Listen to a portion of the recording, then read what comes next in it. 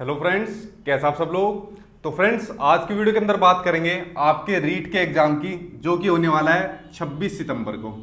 देखिए, आप लोगों से दो चीजें शेयर करता हूं। पहली, जो लोग अभी ये सोच रहे हैं कि रीट का एग्जाम 26 तारीख को नहीं होगा, या जो सोच रहे हैं पेपर लीक हो जाएगा, या जो सोच रहे हैं कि हमसे एग्जाम नहीं पास होगा, तो मेरी आप लोगों से रिक्वेस्ट है, आप लोग वीडियो मत देखिए। आप लोग यहाँ पे छोड़ के जा सकते हो, क्योंकि ये वीडियो सिर्फ मैं उन्हीं बच्चों के लिए बना रहा हूँ जो पिछले टाइम से लगातार मेहनत कर रहे हैं और लास्ट के दिन होते हैं जिसमें बहुत प्रेशर से गुजर रहे हैं, ताकि उनके लिए यहाँ से कुछ बेनिफिट मिल जाए। क्योंकि आप लोगों की स्टूडेंट लाइफ है, लास्ट के जो प्रेशर वाले दिन होते हैं, मैं भी इस चीज से गुजरा हुआ। जब मैं एग्जाम देता था, चाहे मैंने रीट का भी एग्जाम दिया, वो भी मैंने अच्छे नंबर से पास किया था, तो आप लोगों की जो सिचुएशन है इस टाइम पर, उसको मैं जानता हूँ। ठीक, बाकी जो नो सीरियस कैंडिडेट नहीं है, वो आप लोग चाहे तो ना भी देखो, क्योंकि आपको एग्जाम में सिर्फ पार्टिसिपेट करने से मतलब है। देखिए, अब आप लोगों से शेयर करता हूं कुछ चीजें। आप लोग एग्जाम देने जा रहे हो, 150 नंबर का आपका एग्जाम होगा, और 150 में से शुरू से ही मैं टारगेट लेकर चलता हूं कि आपको 120 नंबर के करीब आप लोग लेकर आ जाओ, और आपका सिलेक्शन हो जाएगा, इजीली हो जाएगा। चाहे आप लोग राजस्थान के हो, चाहे राजस्थान के बाहर के हो। ठीक है, राजस्थान वाला हो तो थोड़ा कम पर भी हो जाएगा, लेकिन इतना तो मानकर आप चलिए 120 पर आप लोग बिल्कुल सेफ रहोगे, आपका स्कोर इजीली हो जाएगा पास। अब इसके लिए आपको क्या क्या करना पड़ेगा, क्या क्या चीजें आपको अपने एग्जाम में लास्ट के दिनों में करनी है, आपको क्या पढ़ना है और किस तरीके से पढ़ना है, ये लास्ट के दिन आपके डिसाइड करते हैं। जो आपको जॉब मिलेगी, ये मान लीजिए बहुत महत्वपूर्ण फैक्टर होते हैं लास्ट के जो दिन बचते हैं, क्योंकि इसमें जो स्टूडेंट होता है ना, उसका दिमाग इतना घूम जाता है कि क्या पढ़ूं। जो पढ़ भी लिया होता है उसको सारे को भूल जाता है, या फिर कुछ नई चीज देख लेता है, यार ये तो मुझको बिल्कुल आती नहीं, मुझे तो अभी तक कुछ नहीं आता, ऐसे वो बहुत डिमोटिवेट हो जाता है। तो देखिए, इन सब चीजों से आपको बचना है। जो चीजें मैं आपको बता रहा हूं, इनका इंप्लीमेंटेशन कर लेना, आप लोग अपने जरूर सिलेक्शन लेकर आ जाओगे। क्योंकि जो भी मैं आपको सलाह देता हूं, वो सब अपनी देता हूं, जिसके बेस पर मैंने एग्जाम क्रैक किए हुए। ठीक, देखिए, आप लोग सोच रहे होंगे मेरे एग्जाम हाथ में क्या है, तो मेरे हाथ में आपका सिलेबस है। जो आपका रीट का सिलेबस है, उसको मैंने प्रिंट कराया हुआ है, वो मेरे हाथ में सिलेबस है। अब आपको भी हो सके तो ऐसी एक प्रिंट निकाल लो, और इसी तरीके से आपको देखिए कैसे पढ़ना है।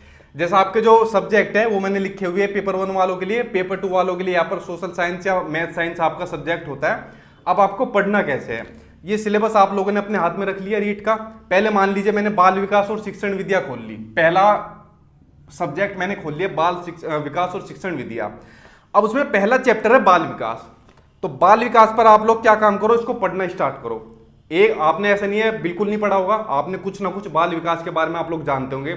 और देखिए, आप लोग किसी भी टीचर से पढ़े हो, चाहे किसी भी कोचिंग वाले से पढ़ते हो, उसका कोई फर्क नहीं पड़ता, लेकिन आपके पास जरूर जानकारी कुछ ना कुछ होगी। तो लास्ट के दिनों में बाल विकास को आप लोग एक बार रिवाइज करिए। एग्जाम्पल के लिए बता रहा हूं, जैसे बाल विकास, फिर उससे रिलेटेड क्वेश्चन आंसर आप लोग प्रैक्टिस करिए। तो इससे क्या होगा, जो आपका बाल विकास का ये वाला जो चैप्टर है, ये आपका पूरा मजबूत हो जाएगा। अब इसमें कुछ आपको अलग अलग टाइप के कुछ क्वेश्चन भी देखने को मिलेंगे, उनके ऊपर मोटी मोटी एक नजर डाल लो। हमको ज्यादा नहीं पढ़ना है, हमको सिर्फ इतना पढ़ना है कि बस हमारे 120 आ जाए। 100 जो बाकी के 30 नंबर है उसको एग्जामिनर को दे दो, वो रख लेगा अपने पास, बस हमारे 120 हमको दे दो, हमारी जॉब मिल जाए, बात खत्म। ठीक, तो जैसे बाल विकास का तरीका मैंने आपको बताया, बाल विकास आपने पढ़ा। जितनी भी आपका ये जो बाल विकास और शिक्षण विद्या है, वो मैं अपने यूट्यूब पर आपको करा चुका हूं।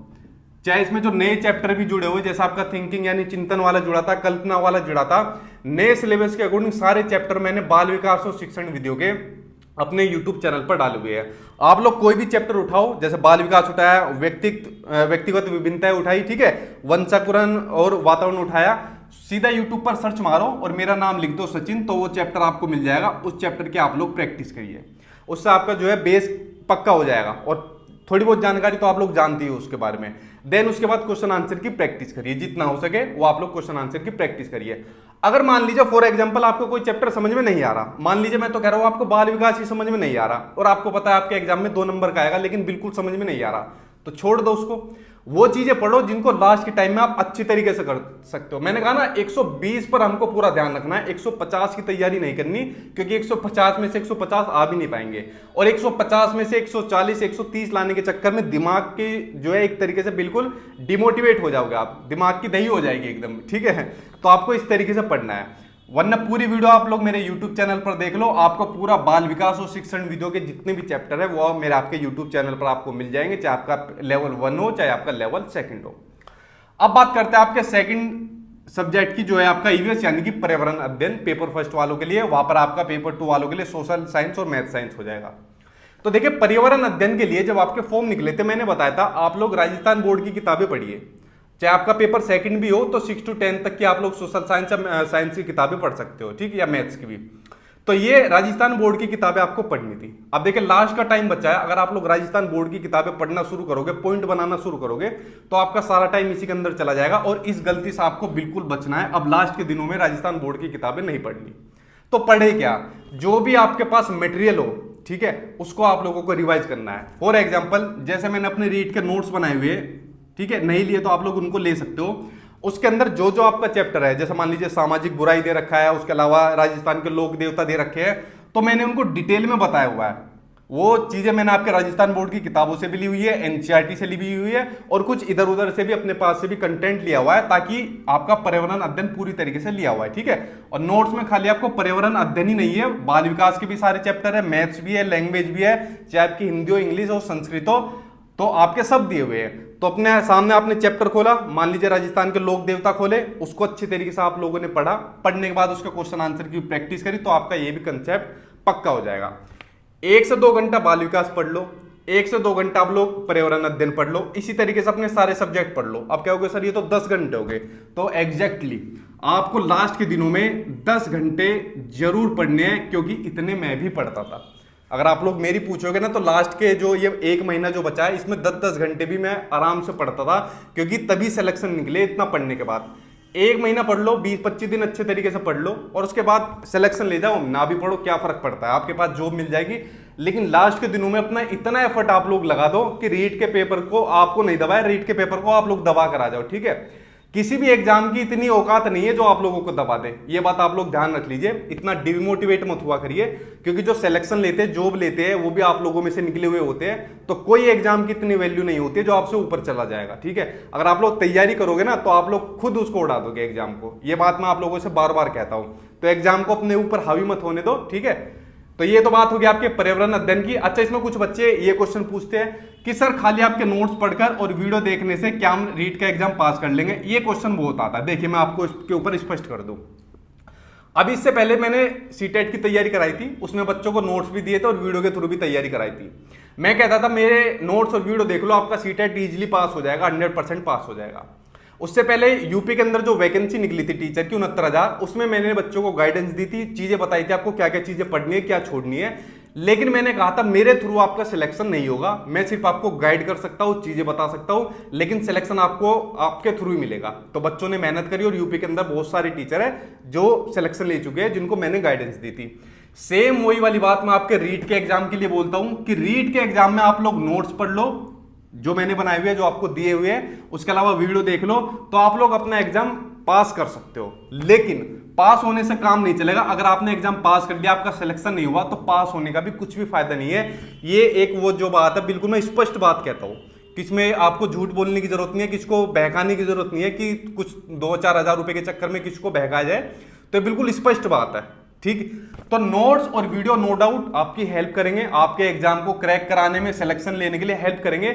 लेकिन खाली नोट्स पढ़ के या कोई किताब पढ़कर या किसी भी एक टीचर को फॉलो करके आपका सिलेक्शन नहीं निकलेगा। रीट के एग्जाम में सिलेक्शन जो निकलेगा वो निकलेगा आपकी मेहनत से।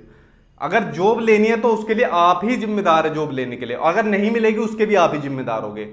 तो कोई भी टीचर होगा या उसके नोट्स होंगे, वीडियो होंगे, वो आपको हेल्प करेंगे एग्जाम के लिए, आपके नंबर को गेन करने के लिए। लेकिन सिलेक्शन लेकर जाओगे, आपकी जो मेहनत है वो लेकर जाएगी और साथ में आपकी किस्मत, ठीक है।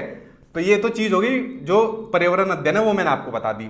अब तीसरा आता है आपका मैथ्स। अब देखो मैथ्स के अंदर 2 तरीके के बच्चे बढ़ जाते हैं। यहाँ पर बेसिकली 2 तरीके के बच्चे देखने को मिलते हैं। एक तो बच्चे होते हैं कि सर मैथ्स को तो मैं छोड़ दूंगा या छोड़ दूंगी, और सबसे ज्यादा ये प्रॉब्लम आती है लड़कियों के साथ, जो मुझे फीडबैक मिला है कि मैथ्स तो मुझे बिल्कुल नहीं आती, मैं तो छोड़ दूंगी। कुछ बच्चे भी बोलते हैं लड़के, लेकिन लड़कियों के केस में ज्यादा मिलता है। देखिए ये कोई आपका सीटेट यूपीटेट वगैरह की तरह एक जो है पास होने के लिए जो सर्टिफिकेट मिलता है, क्राइटेरिया पास होता है, वैसा एग्जाम आपका नहीं है। आप लोग पास कर जाओगे ना, कोई फायदा उसका नहीं होगा।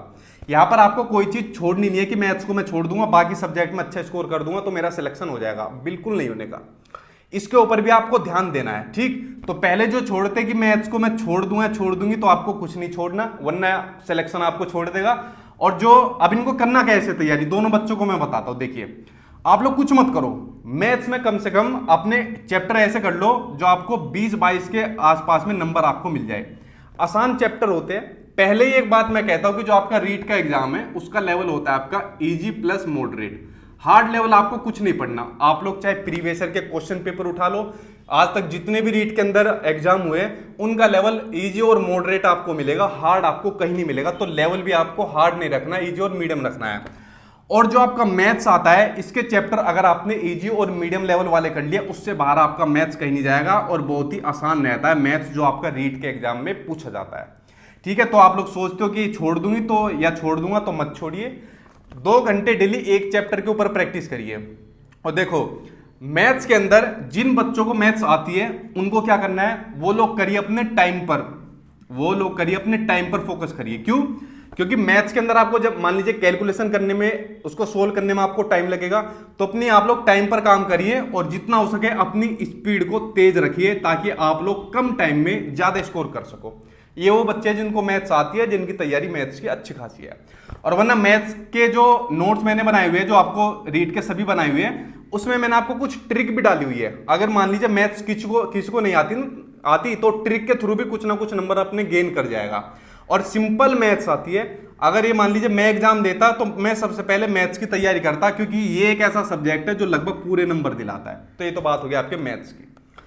अब बात करते हैं आपकी लैंग्वेज की। चाहे आपने हिंदी लियो, इंग्लिश लियो, संस्कृत लियो, तो इनकी लैंग्वेज की तैयारी आपको कैसे करनी है। सेम वही तरीका है आपका। अपने सामने कोई भी अपना ऐसे लीजिए सिलेबस को, उसका मान लीजिए आपने हिंदी का कोई चैप्टर ले लिया, तत्सम तद्भव। लगभग हिंदी के मैं अभी आपको 5 चैप्टर कंप्लीट करा चुका हूं। मैंने कहा ना सीडीपी में पूरी करा दी, पर्यावरण अध्ययन आने वाले 10 दिनों में मैं लगभग कंप्लीट करा दूंगा, हिंदी 5 चैप्टर करा दिया, आने वाले टाइम में और भी करा दूंगा। लेकिन अगर आप सोचते हो मैं पूरा सिलेबस आपको कंप्लीट करा दूंगा, तो नहीं हो पाएगा, क्योंकि मैं इंडिविजुअल टीचर हूं और मेरे ख्याल से जो कोई भी होगा, कोई भी आपको पढ़ाता होगा, वो सभी आपको पूरा नहीं करा सकता, पूरा आपको खुद ही करने पड़ेंगे। तो जैसे हिंदी का मैंने आपको बताया, कोई भी आप लोग बुक लो, चाहे नोट्स ले रखे हो आपने, चाहे बुक लो, तो उसको बुक को सामने रखो, चैप्टर लगाओ अपने सिलेबस में, मान लीजिए तत्सम और तद्भव। ठीक है, आपने लगा लिया कि यार हमारे पेपर में आएगा तत्सम और तद्भव, तो उसके ऊपर राइट लगाओ। तत्सम तद्भव के बारे में आप लोग पढ़ो डिटेल में कि क्या दिया हुआ है इसके अंदर, क्या नहीं दिया हुआ, और उसके बाद जो क्वेश्चन आंसर दिए हुए प्रैक्टिस के लिए उनको प्रैक्टिस कर लो आप लोग अच्छे तरीके से। ज्यादा चीजों के अंदर आपको नहीं पढ़ना, चाहे आपकी हिंदी हो, इंग्लिश हो, संस्कृत हो, ज्यादा चीजों के अंदर आपको नहीं पढ़ना। जो चीजें अभी है उन्हीं को बार बार रिवाइज करते रहो। अगर कोई चीज नहीं आती, आपको लगता है ठीक है मैं इसको कैपेबल हूं करने के, तो आप लोग इसको भी कर सकते हो। तो लास्ट के दिनों में आपको ये चीजें करनी है। ठीक, अपना जितना भी हो सके लास्ट के दिनों में YouTube से आपको दूर रहना है जितना भी हो सके। ठीक है, अगर चलिए YouTube, तो ये मान कर चलिए बस 1 घंटे तक आप लोग YouTube देखिए। जैसे मैं जो चैप्टर कराता हूं उनको आप लोग देख सकते हो। मैं ये भी नहीं कहता खाली मेरा देखो, जो भी टीचर आपको अच्छा लगता हो, जहां से भी पढ़ते हो, कोचिंग से पढ़ते हो, यूट्यूब से पढ़ते हो, लेकिन ज्यादा टाइम आपको YouTube पर नहीं देना, ज्यादा टाइम आपको देना है अपनी सेल्फ स्टडी के ऊपर। ठीक, क्योंकि YouTube से आपको इतनी हेल्प नहीं मिलेगी जितना आपको अपनी सेल्फ स्टडी से मिलेगी। तो YouTube को आपको बिल्कुल टाइम नहीं देना। जो भी अपने जरूरी काम है उनको रोक दो। लास्ट के कुछ दिनों की बात है, एक बार जॉब मिल जाएगी, उसके बाद करते रहना। और किसी भी तरीके से आप लोग डिमोटिवेट मत होइए। मैं बोल रहा हूं ना बार बार, किसी भी एग्जाम की इतनी औकात नहीं जो आपसे ऊंचा हो। आपको उसको आराम से इजीली क्रैक कर सकते हो, क्योंकि अगर आपने मेहनत करी ना, तो पूरा रीट का एग्जाम जो है, जो पेपर होगा, वो आपके पढ़े हुए में से आएगा और सिलेक्शन की जॉब भी आप लोग लेकर जाओगे। क्योंकि जो आपका संघर्ष है ना, ये आपका 1-2 महीने का संघर्ष नहीं है रीट का, ये आप पिछले कितने महीनों से चलता आ रहा है। कई बार डेट आती है, पोस्टपोन हो जाती है, फिर उसके बाद बच्चे फिर मानसिक दबाव में आ जाते हैं। तो आप इतने जब संघर्ष से गुजर रहे हो, तो लास्ट के दिनों में कैसे ढील छोड़ सकते हो। तो लगा दो अपनी पूरी जान इस एग्जाम के लिए और इसको उड़ाओ रीट के एग्जाम को, और अपना सिलेक्शन लेके अपना फ्यूचर को सिक्योर करो, अपनी फैमिली को सिक्योर करो। तो मेरी तो आप लोगों से यही रिक्वेस्ट रहेगी। बाकी पढ़ने का मैंने तरीका बता दिया। अपना सिलेबस लो, अपने चैप्टर देखो, उसके अंदर जो चैप्टर आप कर रहे हो उसके ऊपर अंडरलाइन करो, उसकी प्रैक्टिस करो आप लोग, उसके क्वेश्चन आंसर लगाओ। जो आपको लगती है अननेसेसरी चीज उनको आप लोग मत पढ़िए, और सिर्फ अपने सिलेबस के अकॉर्डिंग आपको पढ़ना है। मैं देखता हूं सिलेबस दिया हुआ है, ठीक है, बच्चे सिलेबस के अकॉर्डिंग ना पढ़कर इधर उधर की भी चीजें भी पढ़ते हैं। मेरे पास व्हाट्सएप पर भेजेंगे सर इसका आंसर क्या होगा। अब मैं उनका आंसर नहीं बताता हूं तो ये सोचते हैं कि सर बता क्यों नहीं रहे।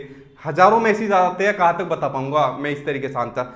आपके पास सिलेबस दिया हुआ है, आपको बोर्ड ने कह दिया सिलेबस के अकॉर्डिंग ये चीज आपके एग्जाम में आएगी, तो आपको सिर्फ वही पढ़नी है। इस सिलेबस के अलावा आपको अलग से कुछ नहीं पढ़ना। ठीक, तो इस तरीके से आपको अपनी तैयारी करनी है लास्ट के दिनों में। मैं भी आपकी करा ही रहा हूं, जितना एफर्ट मुझसे डाला जा रहा है, जितनी मेहनत हो रही है वो मैं आप लोगों के लिए कर ही रहा हूं। यूट्यूब पर नोट्स बनाकर मैंने पहले ही कर दी थी आप लोगों के लिए, ठीक है।